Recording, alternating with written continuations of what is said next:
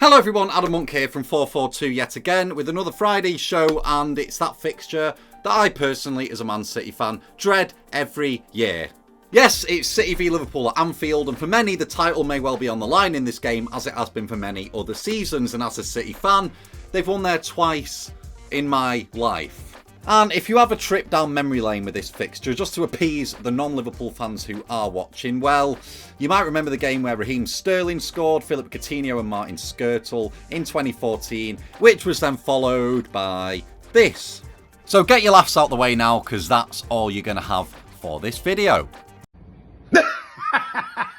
And then, yeah, if you think about this fixture in recent years, well, you think about Mo Salah's goal from the halfway line in 17-18. You think about Mo Salah's header at the back post in 19-20 when Liverpool won the league. You think about Mo Salah's goal of the season contender in the 21-22 season where he sat Laporte down. You think about last season when he ended João Cancelo's Man City career to give Liverpool a 1-0 win, breaking away on the halfway line. So, you ask, what is the common theme between all those memories? Well, of course, it's Darwin. No, of course, it is Mo Salah, who has been synonymous with this fixture for many years and always turns up when it matters, because simply put, he's probably Liverpool's best player, but he has been injured recently. But good news, Liverpool fans, the man is back in training. And listen, you can talk about the incoming tactics in this game all you want, but bottom line is if you don't have your best player, you will suffer in some regard. So Liverpool will need Mo Salah fit. Whether he'll be 100% remains to be seen, but even if he's not, they'll probably just inject him with a few magical little things to get him up to scratch, because they'll need him in this game because he always delivers. And look, in addition to that, I know this is a tactics channel, so don't shoot me, but another non-tacticy thing that you kind of have to talk about and get the feeling of going into this game is another intangible, which is the narrative around Liverpool and Jurgen Klopp this season.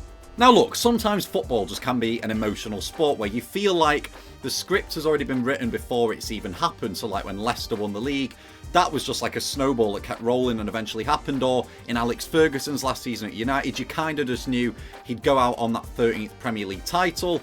Or, you know, when Messi won the World Cup, that felt like his destiny and that it was pre-written. Unless you think Ronaldo's the GOAT, in which case you could argue that football's not emotional because he's slogging it in Saudi Arabia now and got knocked out against Morocco in the World Cup. But nonetheless, you do kind of get the feeling that with Klopp announcing that he was leaving Liverpool a month ago, this title win, or just the fact that he's going to go out on a high with trophies and silverware and cement his legacy even further, feels inevitable.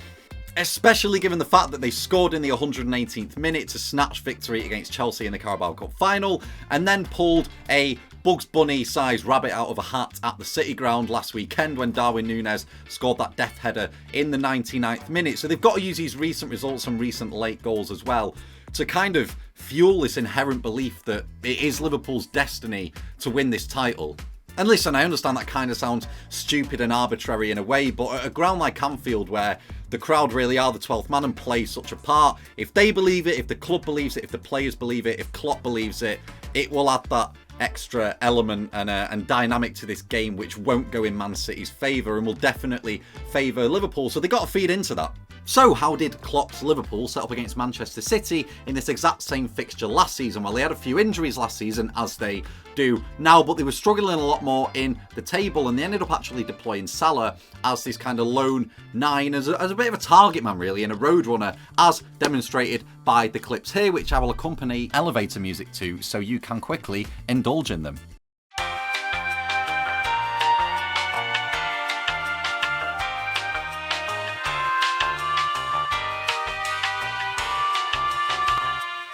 Oh yeah, and needless to say, this actually worked for them as they scored the only goal of the game with a long goal kick from Alisson all the way down the throat of Manchester City to Mo Salah. So it worked then, but they will be in a stronger position this time because they won't have to do it, and that is because Darwin Nunez has found his feet.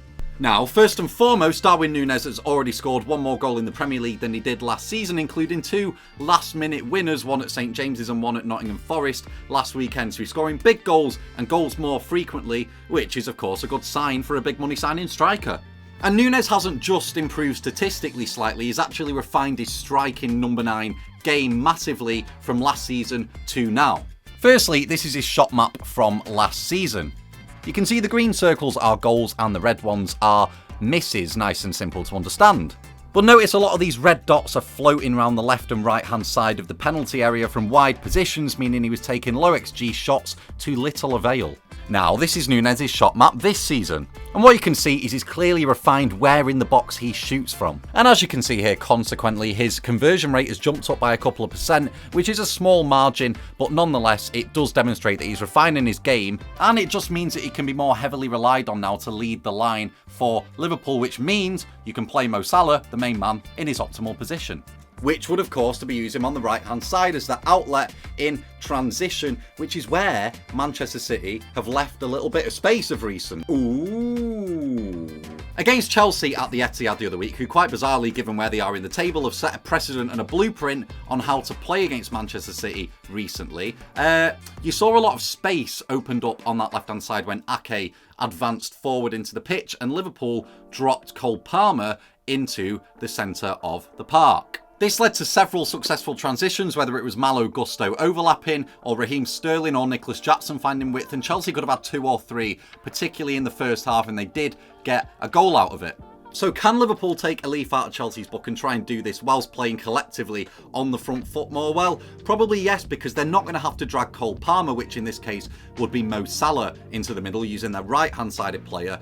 They might be able to do this using the right back, which they have done for the last 18 months or so.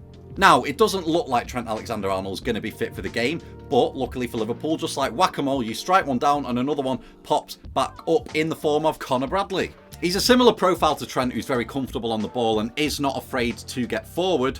And if Liverpool were to advance Bradley into this kind of pivot and revert to a back three when in possession, they can numerically match Manchester City and also then keep Salah out wide to try and expose Ake, or at least get against him one-on-one. And I, in short, think that is where the game could be won or lost for Liverpool, relying on Mo Salah's individual brilliance and transitioning quick and getting it out to that right-hand side as quickly as possible, and just putting City under the caution, under pressure like they always like to do at Anfield. And look, regardless, this is always the big game of the season now, just like United versus Arsenal was 20 years ago. This is the blockbuster fixture now, and it does kind of feel like, you know, I know Arsenal are there and they're flying at the moment, but it does feel like in many ways the title is kind of on the line, or whoever loses this game will lose their strength in the title race and their grip on the title significantly. So a lot at stake in this game, but pains me to say it, but the sample size is there as well. You would assume that Liverpool can get the job done. Anyway, guys, yes, do not forget to subscribe. Smashing it recently with the views and figures this month. I've been Adam Monk. Have a lovely day or evening and weekend whenever you are watching this. Look forward to the game. Hopefully it's not too painful for me. Regardless, though, I'll see you very soon. Goodbye.